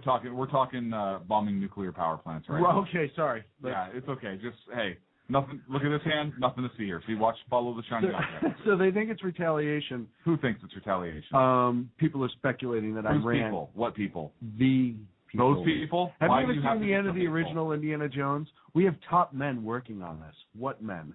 Top men. And that's pretty much where this is going, in the giant warehouse all the way down the back. Right. So last week, Iran's nuclear power plant, or one of them, was attacked. I believe it was the one that they think is working on the actual weapon. It got hush-hush. Israel didn't deny it, but they didn't confirm it. But Netanyahu made a statement. Israel, did you do this? Do what? What? Did you bomb our... What power plant? Actually, I'm shocked because normally Israel goes, "Yep, yeah, we did it." Okay, they would do that if they had faith in the support of the United States. That's the problem. They can't have faith in us right now. Exactly. And it's only going to get worse with Hagel. We'll get into that in a minute. But Syria also did some bombing inside Syria because they bombed what they thought was a convoy of missiles for Hezbollah. So Syria's a little pissed off at them right now, but I don't think they have enough. I think they have enough on their plate where they're not going to do too much with Israel. Iran? How far? Because it doesn't look... It doesn't look like I ever ran once in my life, but I did. Iran and Israel. This year, you think it's going to happen? No. No? Why not? Because. That's a solid answer, and I appreciate your honesty. Well, I found something that I wanted to share with you. Okay. It's from Arutz Shiva 7. Okay. Which is IsraelNationalNews.com. Yeah, I actually know what that was. And I know, but for some people who I'm not, sorry. There's an article, and it says explosion cut power to Iran centrifuges. Something happened to that. So I thought it was interesting. Just a random explosion. Yeah, just a random explosion. It just happened to cut power to Iran centrifuges, which is what you need to be able to make nuclear grade, yellow cake and all weapons that. grade nuclear material. Yeah, we don't know who did it, but apparently, and we just happen to know. But that information wasn't released yet. Oh, I was a lucky guess. I don't know how. I didn't see the exact quote, but somewhere Netanyahu essentially said something to the effect of, "I'm not saying confirming, denying that we did it, but I'm also not ruling out further attacks." Something to that effect, which, again, I love Bibi Netanyahu because the guy's got stones, man, and he does whatever is right for his country first, which is what a leader's supposed to do. Hang on, I have to quote this article again from IsraelNationalNews.com. Assassinations of nuclear scientists, mysterious crashes of airplanes carrying physicists and generals, and cyber attacks have been carried out over the past 3 years, presumably by agents working for Israel, to disturb Iran's nuclear development. Seriously. Presumably. Yeah, presumably. Hey, you know what? Anything's out there. Yeah, they didn't say, we didn't do this, or Israel's being blamed for these events. It's, presumably, by agents working for Israel. It could be Israel. It could not be Israel. Right. You never know. It could be Colonel Mustard. Major Mustard. I mean, right. It could be Lieutenant Colonel Mustard. Right. We don't know. We don't know exactly. What is this? I don't even know. I don't even know. On this hand, I'd have something. In this hand, I don't know. What you don't even know. This went away. What is that from? Gilbert Godfrey, Beverly Hills Cop 2. Yes. Thank you. Thank you very much. Oh, so like if I had $100, ouch.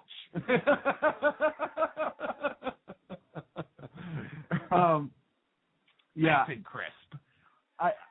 It'll be interesting to see, especially with what's going on with Hagel, where it's going to go. Because let's face it, Chuck Hagel has been on record. Hagel is his name? Yeah. Isn't that a female exercise? I think that's Kegel. Oh. I get them often. I confused that. Apologize. What? Yeah. So they're trying to make him defense secretary to replace Panetta. You screwed me up with that. I'm over here, I'm watching you, and I'm watching your facial expressions, and your face twitch as you're trying not to laugh, and you're looking at your paper, I got and my you got notes your all notepad, ready to go. and you've read that same note like 8 different times while your face is contorting, and you throw Hagel. trying not to Isn't laugh. that a woman's exercise? And then you tried to holding it together afterwards very nicely, but you failed. All right, let's try this again. Here I go. Call him Hagel, I dare you. Chuck Hagel there you go. has made numerous controversial statements against Israel. I don't think so. I bet you have no proof or direct quotes from him.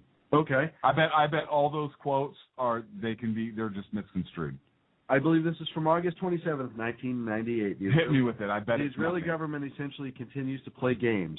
Desperate men do desperate things when you take hope away, and that's where they are with, and that's where the Palestinians are today. Okay, all he was doing was campaigning for Obama because he knew that Obama's slogan would be hope and change. So if you take that hope away, I see that, and all he said is they're playing games. I mean, now who knows? They're talking like Monopoly, Dreidel. I don't know. So I don't see anything there. Next quote.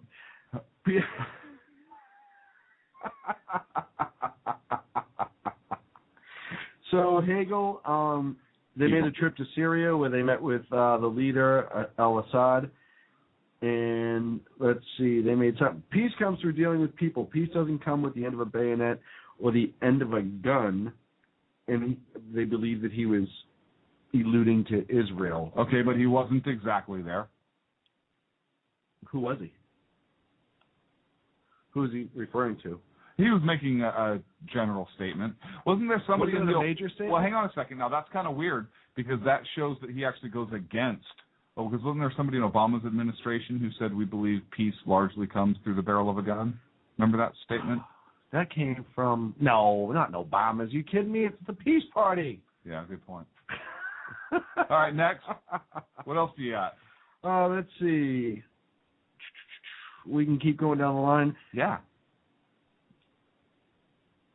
Mr. Hagel said, and this was dealing with terrorists in Sudan and Afghanistan recently, anyone that takes the approach doesn't understand, who takes that approach doesn't understand the world. Peace comes through dealing with people. So they're trying to spin it, this was a follow-up to the statement I just read, out of his office, that he was talking about other things, not Israel. I'm still waiting for these anti-Israel statements you're talking about.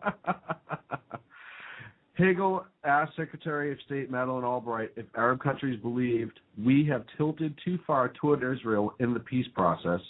Some people may think that.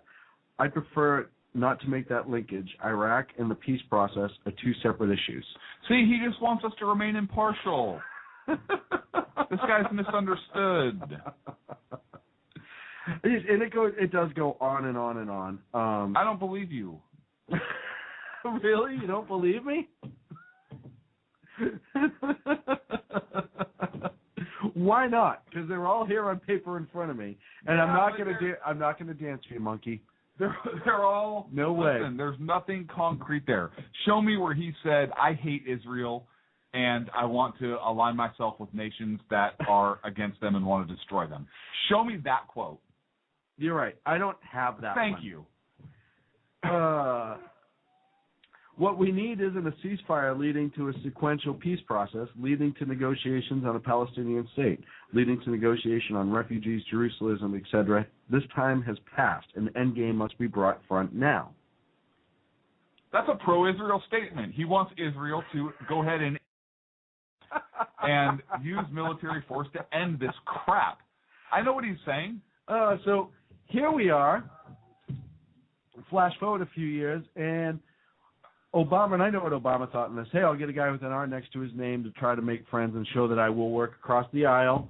I'm that type of guy. I reach right across that aisle, and I work with both sides because it's for the good of the country. That's what's important, that's what I'm going to do. Even though Hagel is more liberal than... That's not what's important.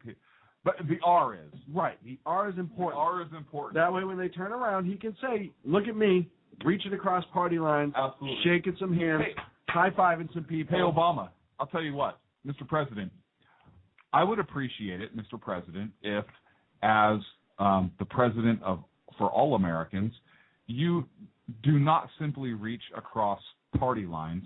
I would, sir, appreciate it if you would reach across ideological lines. Whoa. Those are the lines I would like you to reach across, because parties don't mean a whole lot anymore. They don't mean a whole lot right now. I don't think there is a huge difference between moderate Republicans and moderate Democrats. The letter doesn't mean much. Sir, I would appreciate it, and I think a lot of Americans would like it very much if you would reach across those ideological lines so that we could come together, not simply on a party basis, because the two-party system is flawed, in my humble opinion, and George Washington's, but who's he? He's just some dead rich white guy. But I think if you reached across and we were able to have a true, intelligent, ideological debate and dialogue on the issues in this country, maybe we would find some friends and stop pointing fingers at parties only. That's my 2 cents worth. Well, I wonder what he would say if he were here right now. Oh, wait a minute. Hang on, is he coming to the podium? Mr. President, are you... Who is that? That's Mr. President, can you please respond to Sackhead's request? If you got a business, you didn't build that. That's not, no, sir. No, sir, that's not the question. You apparently aren't listening. That was not the question. Do you want to ask it again? Yeah. Mr. President, will you reach across not party lines, but ideological lines to really work and have a meaningful dialogue about the issues facing this country so that we can solve them? Hello? Mr. Sir, anytime you want to respond. He left. All of his limos left at once, apparently. Wow, Secret Service was really driving fast. I wonder if there's some hookers to get to. There's a meeting somewhere, apparently. Yeah, they had to go right now. You know what? Maybe he'll get back to us. Maybe he will. He knows the phone number. It's 347-205-9399. He can also email us, fan mail, at sackheadsradio.com. Let's face it, our house is a bugged anyhow. So he could just... So all of that about Hagel and his anti-Israel, and as some people say, you proved that he's not anti-Israel, that everything gets taken out of context. I appreciate that, but now we're up to the confirmation hearings for what's he? Secretary of I forget. If he's a secretary, I don't even remember. Is he going to have to wear like a skirt and high heels? No, because I do not want to see that. No, because you're not allowed to do that in the workplace anymore. Look at skirts? Yeah, you can't even look at them. Or wear high heels. You can wear high heels. I'm saying that I am wearing high heels right now. Wouldn't that be awesome? If I was wearing high heels right now? Or, no, you know what? I'll get in trouble for that statement. I won't even make it. Make the statement. This is our show. Don't be. Or no matter if it's a male or a female, if it's a secretary, you still have to call them Madam Secretary, just because it seems like it fits better. Yeah. Madam Secretary Hagel, I'd like to ask you a question, sir. Just think about how great that would be. Secretary Hagel, any messages for me while I was out? I'm here to respond to the attacks of... Oh, so there were no messages? Great. Coffee. Anyone else? Anyone else have coffee? Okay. John McCain, you want 2 lumps. And Lindsay, what do you want? A little bit of cream. I don't know, 3 or 4. Pete Puma. Shouldn't it be administrative assistant Hagel now? Because isn't secretary no longer like? Yeah, I don't think that's politically correct. That's a politically correct term. Administrative assistant Hagel. I like that. So executive assistant. Executive assistant Hagel. How about that? But assistant is kind of demeaning also, because it's almost like somebody is beneath somebody else. How about administrative equal who does things that the administrator does not? How about a citizen? Person. Citizen Hagel. No. Why not?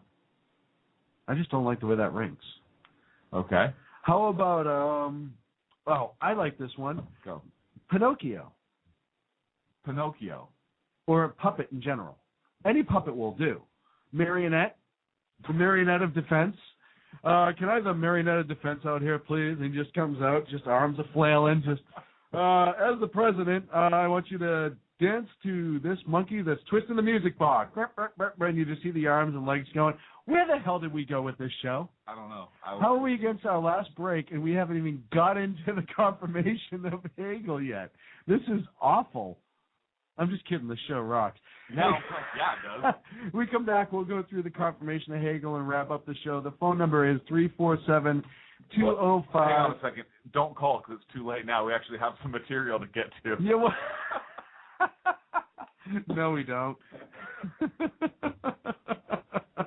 Sackheads Radio. Hey guys, it's Sean from Sackheads Radio. I want to talk to you a minute about our friends over at HomefrontHugs.com. They're an amazing organization of volunteers who take their time, effort, and money to take care of our troops overseas as they serve our great nation. HomefrontHugs.com. You can donate, write letters to troops, adopt a troop, you name it, you can do it. Help those wonderful folks who protect our freedoms. Go to HomefrontHugs.com. Tell them Sackheads Radio sent you. How you doing? John Grant here.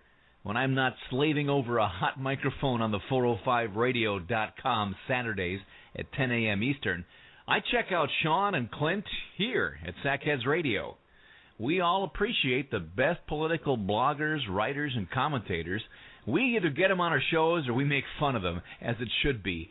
So check us out live Saturdays at 10 a.m. Eastern or forever on the podcasts on the 405radio.com. Hey, this is Sackhead Clint. I want to take this opportunity to thank all the wingnut leaders throughout the world to give our men and women of the armed forces a job, as well as all the anarchists, terrorists, and Occupy folks that give our men and women in uniform on the home front, firefighters, law enforcement personnel, and first responders, job security here in the States as well.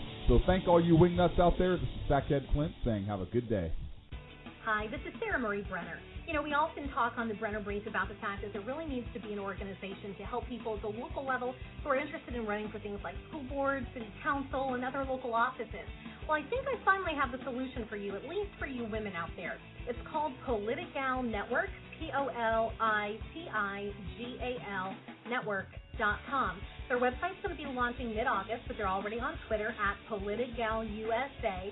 I encourage you to follow them and become a member. Their goal is to be the #1 resource for conservative women. So if you love freedom, liberty, the United States of America, and politics, check out PoliticalNetwork.com or Twitter at PoliticalUSA.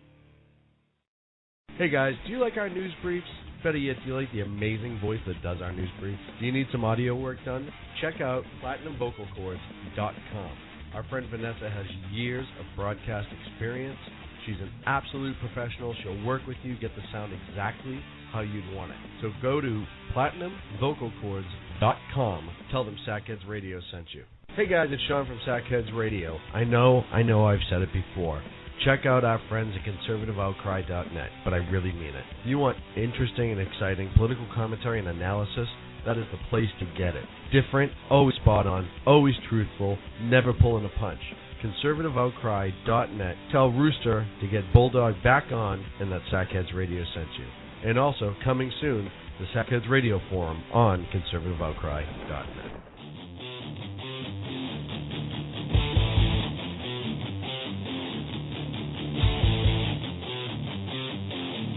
This is Sal from New York. Please listen to Sackheads Radio. Now back to Clint and Sean on Sackheads Radio, radiating elegancy and quality. I love Sal from New York. I love Sal from New York, one of our listeners. Thank you, Sal, for that clip. So this week we had confirmation hearings about Chuck Hagel, a giant rhino that goes out with a name Republican but doesn't act like a conservative all that often. Ever. And there was two good back and forths. One of them was with McCain. Senator McCain, who's just, it's really time for you to go, Senator McCain. Just retire. There's nothing wrong with it. Well, he was the kind of the diet Republican that ran last time, before the diet Republican. Diet? I wouldn't even call him a diet. Romney. I'd call him like a water Republican. Water Republican? Diet at least kind of tastes like the original sometimes. Not really. You know who he looks like? Do you ever see the last Indiana Jones? The Last Crusade, when they're at the well of the Fountain of Youth there, and the guy that tricked Indiana Jones is drinking from it, and he ages ridiculously. Right. The last second before he turned to ash, that's what McCain reminds me of now. I'm just saying, it's time for him to go. What? He just bothers me more and more at this point. Play the clip. All right, let's start off with that clip and go from there. In an interview, 2011, in an interview with the Financial Times, you said, I disagreed with the President Obama, his decision to surge in Iraq, as I did with President Bush on the surge in Iraq. Do you stand by those comments, Senator Hagel? Well, Senator, I stand by them because I made them. And were you right? Were you correct in your assessment? Well, I would defer to the judgment of history to sort that out. But the committee deserves your judgment as to whether you were right or wrong about the surge. I'll explain why I made those comments. And I want to know if you were right or wrong. That's a direct question. I expect a direct answer. The surge assisted in the objective, but if we review the record a little bit. Will you please answer the question? Were you correct or incorrect when you said that the surge would be the most dangerous foreign policy blunder in this country since Vietnam? Were you correct or incorrect? Yes or no? My reference to the surge being the most dangerous. Senator Hagel? The question is, were you right or wrong? That's a pretty straightforward question. Well, I would like to answer whether you were right or wrong, and then you are free to elaborate. Well, I'm not going to give you a yes or no answer on a lot of things. Well, let the record show that today. You refuse to answer that question. Now, please go ahead. Well, if you would like me to explain why... Oh, I actually would like an answer. Yes or no? Well, I'm not going to give you a yes or no. I think it's far more complicated than that. As I've already said, my answer is I'll defer that judgment to history. As to the comment I made about the most dangerous foreign policy decision since Vietnam was about not just the surge, but the overall war of choice going into Iraq. I don't have a really issue with McCain there. What's your problem with McCain there? My problem? Why do you discriminate against aged people now? Well, first of all, it sounded like two old men in like an old age home. It is fighting on what channel to watch. It is. I want to watch. I'm not watching Leave It to Beaver. No, I want to watch golf. Not watching golf. Senator, I'm watching jazzercise. Say yes or no. Would you rather watch golf or the infomercial? Well, I don't even know. I want a yes or no, Senator. No, I don't have a problem with his question in this particular statement. I have a problem with McCain overall. I did think that he should have just cut to the chase a lot sooner and say, if you're not going to say yes or no, we'll enter as a non-answer. You can elaborate if you want, but it doesn't matter. I understand what he's getting at. Or how about you don't elaborate? It's just a non-answer, right? And we'll go to the next one. I understand what he's getting at there. I think it's funny that, and this happens all the time, every time we confirm somebody. Back in 2008, they were like buddy-buddy. And at one point, I think McCain mentioned that he would consider him for Secretary of Defense. Was that 2008? That was when he was running, right? He was running against Obama. Yeah. Saying that he would consider him for Secretary of Defense if McCain was elected, and now rid of this. And I get it. They call it vetting, but it's just you have a president that the Republicans don't like, so they're going to slam him. If it was the other way around, it would be the same type of situation. And this particular statement, though, whoever wrote that for McCain, that question, I think was brilliant. I don't know if McCain wrote that himself. I don't know. But I think that is a great question because as Secretary of Defense, what would you do in that situation? Because you said you didn't support the troop surge in Iraq under both presidents, Bush and Obama, but it apparently worked, and he even said it had assistance in meeting its objective. That means it worked, whether you want to say it or not. So he did kind of answer it at some point. Which means he's wrong. He was wrong. But all he had to say is, hey, I was wrong, in retrospect, blah, blah, blah, explain it, whatever. Stand by your position. 2020. Yeah. But he went on and he made up some BS and just tried to twist it. No, he did the whole typical politician thing, which drives me insane. I would have had respect for him if he goes, hey, you know what, I was wrong. I wouldn't have respect for him. But well, I would have had respect for the answer. I would have appreciated his honesty and said, hey, you know what, I disagree with him, but at least he's just a stand-up guy and stood up and defended his position. He's defended his beliefs instead of trying to wiggle your way around it. You got the exchange with Lindsey Graham? So, yeah, this is the best one. I'll play part one first. This is the Lindsey Graham and Hagel exchange. This is part one. Let's talk a little bit about statements you made. You've explained this a bit. You said the Jewish lobby intimidates a lot of people up here. I'm not an Israeli senator. I'm a United States senator. This pressure makes us do dumb things at times. You said the Jewish lobby should not have been, that term shouldn't have been used. It should have been some other term. Name one person, in your opinion, who's intimidated by the Israeli lobby in the United States Senate. Well, first... Name one. I don't know. Well, why would you say it? I didn't have in mind a specific person. Do you agree it's a provocative statement? That I can't think of a more provocative thing to say about the relationship between the United States and Israel and the Senate or the Congress than what you said.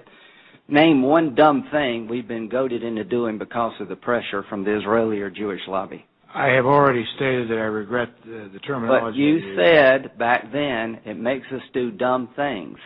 You can't name one senator intimidated. Now give me one example of the dumb things that we're pressured to do up here. We were talking in that interview about the Middle East, about positions, about Israel. So give me an example of where we've been intimidated by the Israeli Jewish lobby to do something dumb regarding the Mideast, Israel, or anywhere else. Well, I can't give you an example. Thank you. Do you agree with me? You shouldn't have said something like that? Yes, I do. I've already said that. Now, do you agree with me that Hezbollah is a terrorist organization?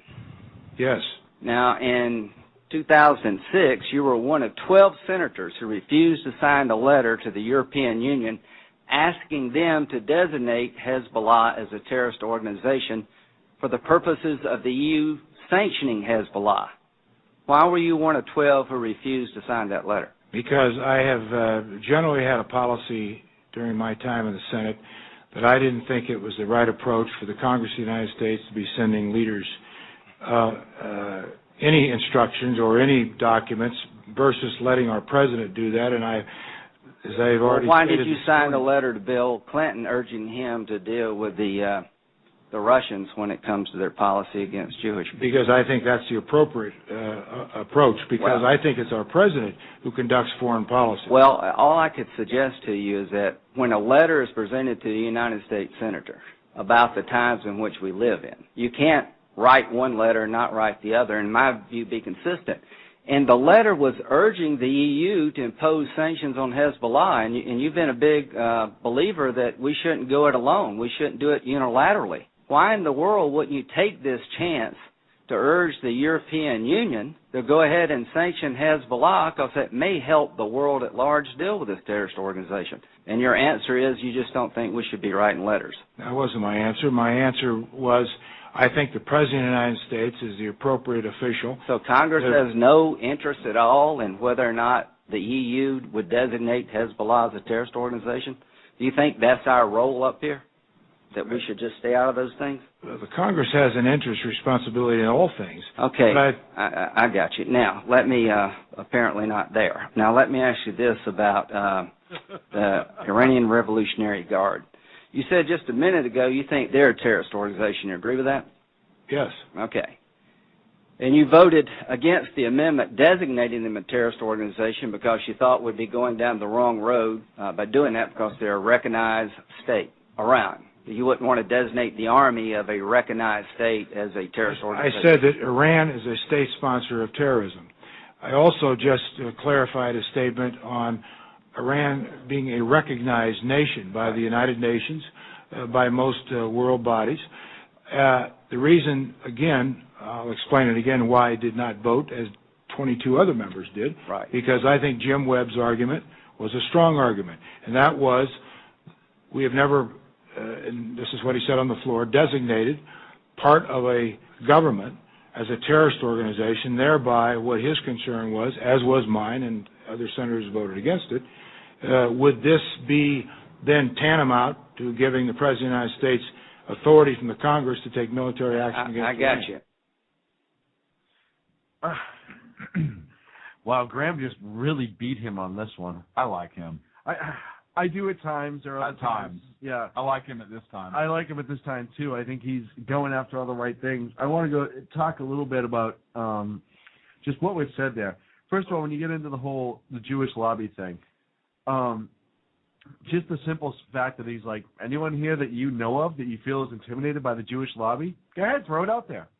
Tell me who's intimidated. We'll take care of it. Let me know. Who?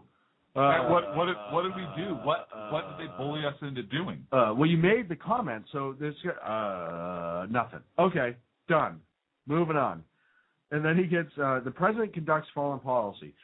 President directs foreign policy. The last time I checked, all of our Secretary of State Clinton, she's all over the world doing foreign policy. Am I right? Yeah, she's part of the executive. It's part of his direction, yes. But the whole argument with the Congress sending a letter to the EU asking them to call Hezbollah terrorists, the president can decide that if he wants to and say, hey, yeah, you know what, I want my secretaries to go over there. But he just makes the foreign policy from his office, not necessarily for the country. Well, I have an interesting point. Okay. And because his thing is, he says that the president is the one that directs foreign policy. It's not the place of Congress, right?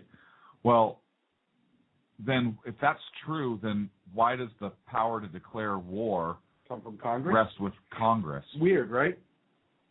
So maybe Congress does have something to do with foreign policy. Never mind. Well, and that's a great argument because you move into his last statement there and says Congress has no role or interest in that. Well, they would if they had the authority to declare. Oh, right. Huh. Or you know what? No.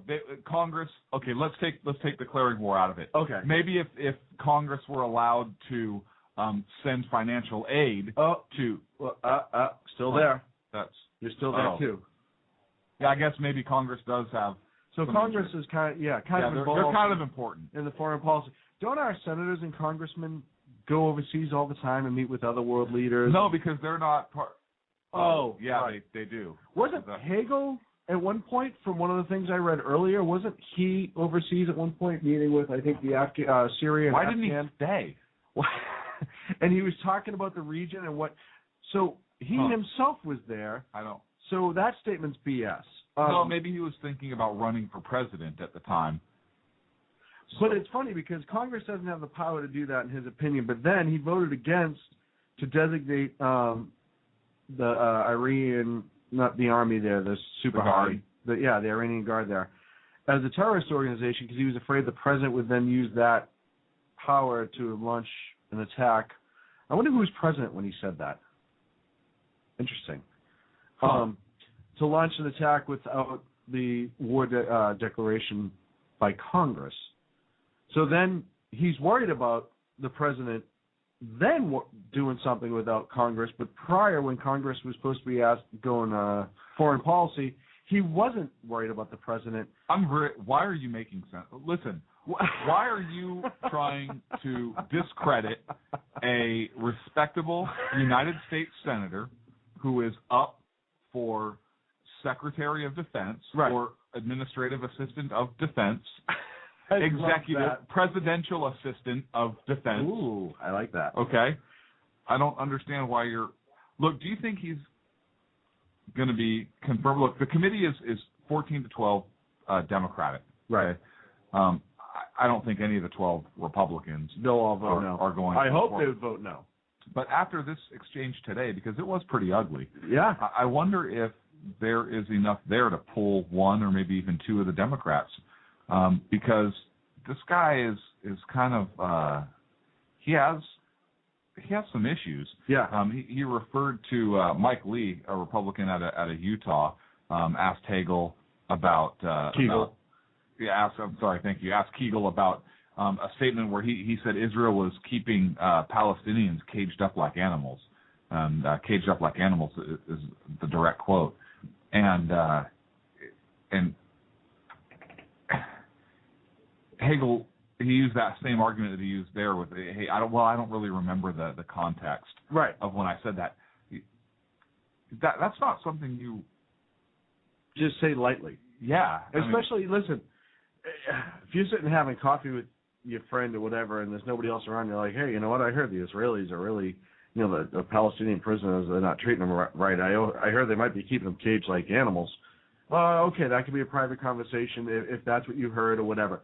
But to go as a senator and to say that outright, that's a dangerous statement. Even saying that, I don't know. I thought it was interesting, and that, I mean, taken together with his other statements and his record and so forth. I mean, he's obviously very liberal, and I don't think he's very friendly to Israel. No, and that's the problem. And did you know he appeared on Al Jazeera TV? Yeah. And that's another thing. Senator Ted Cruz from Texas brought this up and actually hit him with a couple of his interviews on Al Jazeera. One of which he didn't. Somebody was basically talking about America being the world's bully, and he didn't disagree with them. Right. So you can't even defend us when you're a senator on Al Jazeera. On Al Jazeera, why were you going on Al Jazeera anyways? Hey, listen, if he was going to go on Al Jazeera and kick him in the face and be like, hey, you know what? We're not the bullies. When people need help, they ask for our help, and we go and help. I thought you go on Al Jazeera and say, hey, you know what? If we get attacked anymore, we're going to come kick your ass too. Well, no, because they now own Al Gore's business. So it'd be like kicking Al Gore's ass. Oh, you know what? Oh, maybe that. Are you on to something? It's a huge ass to kick. That is huge. Things getting bigger by the day. He makes me look thin, and I am glad for that. We only have 10 minutes left. I'm going to play some of the second clip here. This is the rest of the argument between Hagel and Graham. Huge ass. Let's talk a little bit about the statement she made. You've explained this a bit. You said the Jewish lobby intimidates a lot of people up here. I'm not an Israeli senator. I'm a United States senator. This pressure makes us... Hey, that sounded familiar, didn't it? Socko, get the right clip, please. No.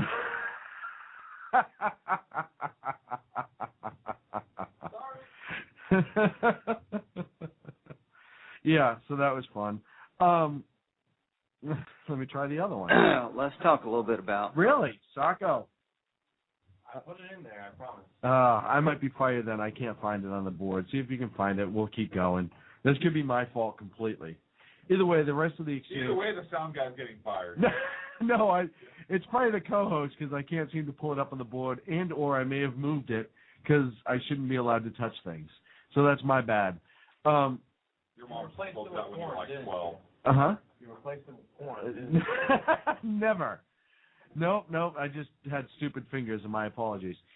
Either way, it went on for a while, and Graham hit Hagel on just everything.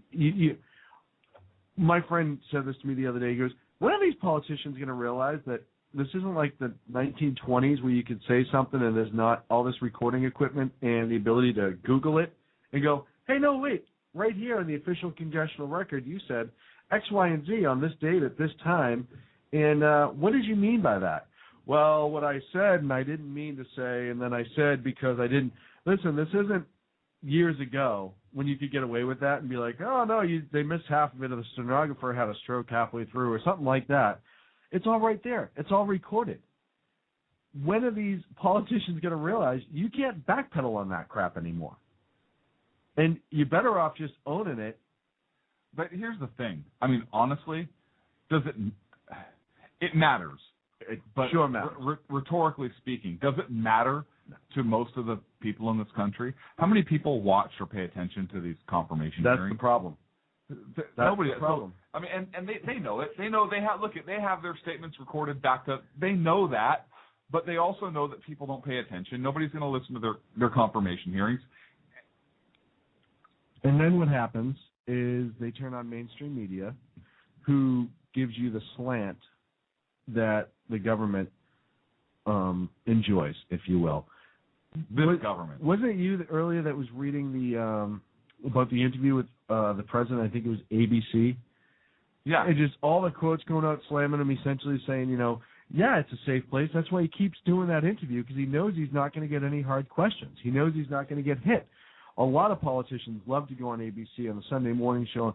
Same thing with NBC, MSNBC, CNN.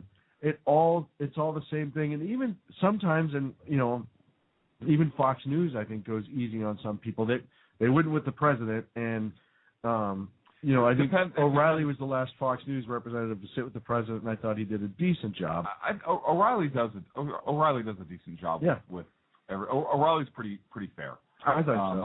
I think he does a fair job. I think a lot of the Fox News people are pretty fair. I mean, some of them are definitely over the top. Some of them are definitely conservative, right? And they may go easier on a conservative, which you know what, they shouldn't do that either. Right, I agree. They should hit everyone equal. I think when you compare the networks, I believe Fox to be the most balanced. Absolutely. And if they lean a little bit conservative, well, they have to offset, 8 other networks that are completely left liberal falling? Yeah. And if you watch some of the clips on some of these mainstream media sites, the way they've adjusted or timed it, you would think that Hagel was kicking Graham's ass and kicking McCain's ass. Now, granted, this was a hard one for them to spin because I think everyone who was asking him questions, Senator Cruz, Lindsey Graham, John McCain, all did a pretty good job of laying it out so you can't really clip or adjust, and do the whole gotcha editing like they like to do sometimes, which didn't NBC just get in trouble for that recently? Was it NBC or was it ABC? It doesn't matter. It's all the ones that end with the C. They're all the same now. People. You know what? I'm going to start editing clips, but I'm going to edit clips and just do every other word no matter what. I'm going to start editing clips, too. I'm going to start adding rounds in them. What? I believe you mean magazines. Oh, yeah, and I didn't mean edit. I meant load. Right, same difference. And before anybody thinks I'm a warmonger out to get it's for personal defense. And satire. It's satire. Because I like do you to go think to the he's going to get confirmed? What's that? Do you think he's going to get confirmed? Yeah, Democrats control the Senate. I think he's going to get confirmed. I don't know. It could go 13-13. Okay, to get past committee, but what about for the vote? Oh, overall, yeah. What about Republicans may be able to block the vote. I don't know, but it'll be tough. They have to do a lot in committee right now and really pull a lot out, which it looks like they did a pretty decent job this time. Unlike Kerry, Kerry that just got floated through last time. You know what kills me is hypertension.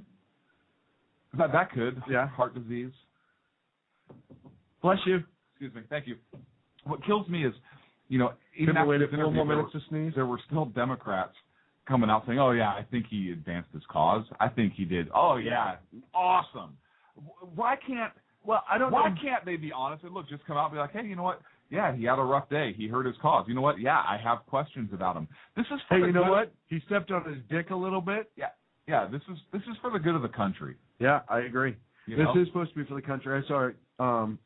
Great quote the other day. It says, it shouldn't be about Democrat or Republican. It should just be about the country. It should. And you can have your beliefs on a personal scale, but at the end it has to be what's best for the country. You can't tell me that all those Democrats sitting up there think this is what's best for the country, because I don't think it is. I really don't think he is. I think he is the absolute wrong person for this job. I agree with you. What would you say if there was a law passed that required what? LAW, folks. LAW. That required every senator and every representative in the House of Representatives to, every single one of them, to be out of office and entire new elections held every, 10, 15 years. I think that'd be fun. Just completely reset the entire system. You cannot serve more than 15 years. 10 years. I think we should do it like musical chairs. Every year, you pull out like 3 chairs and they have to do the walk, and whatever 3 are left standing, even if it's not their election year, you're out. You're out. Or you put in other people. And you do it every single year. And you just keep rotating it through. I'm sure, you know what, though? We can't play musical chairs because it sits people out, and now we're hurting their feelings. So that's out. Yeah, that's out. How about dodgeball? They all get a trophy. They all do get a trophy. It's called their ridiculous paycheck. All the Democrats get a trophy. All the Democrats get it. What if we did House Extreme Dodgeball, and that's how we got people out? I would want to play. I would too, but I'd want to use an air cannon. Remember on American Gladiator? They had pistol grip. You're up. Pistol grip close. Let's see. You and Feinstein. Let's see who can make it first. Ooh, got them both with one. Look like a hip, folks. Ready? Look like a hip. Dodgeball. Hey, remember like American Gladiators? We could have them do that. Where they stood up there like the tennis balls that went 300 miles an hour. American Gladiator called American Legislator. Have them in the little tight outfits and stuff running around. I feel bad for the guy that's up against Paul Ryan. Paul Ryan and Harry Reid step up.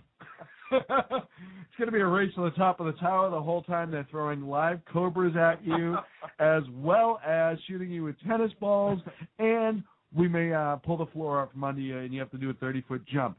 Go! Did we end this on the most possible ridiculous note that we could? I love it. Hey, it's been fun, sir. It's been fun.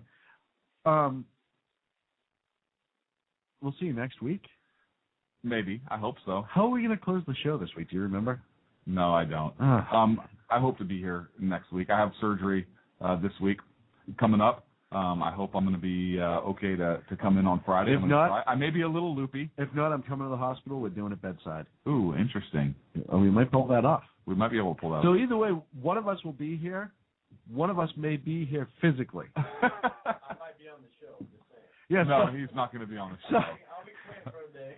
Sacco might have to step in and translate. Something about razzmatazz. I don't even know. We'll see you next week, folks. Perhaps. Poopy. For Clint, Sean, and always is our good friend Sackhead Sacco on the soundboard. Check us out, sackheadsradio.com, Twitter @Sackheads, Facebook.com/SackheadsRadio. We'll see you next week.